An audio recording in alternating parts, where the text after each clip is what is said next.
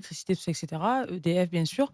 Je suis désolée, hein, je vais encore eux, 8 ans, il n'est pas obligé d'être, à 25, degrés. Enfin, tu vois ce que je veux te dire? Il y a plein de magasins, il y a plein d'enseignes qui peuvent faire des efforts beaucoup plus de particuliers que les Bien sûr. particuliers.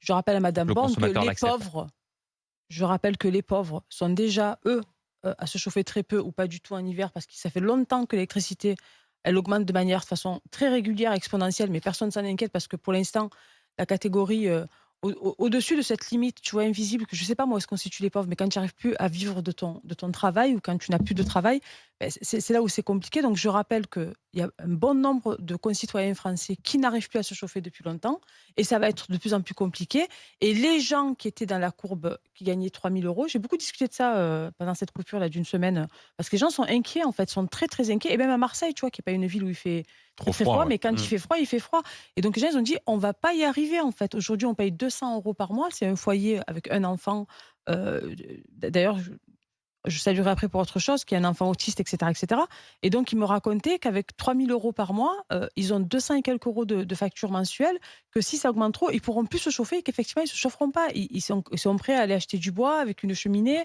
tu vois? Enfin, il y a des gens qui se chauffent pas et le vrai problème, c'est que ça devient de moins en moins accessible à de plus en plus de personnes Que parce que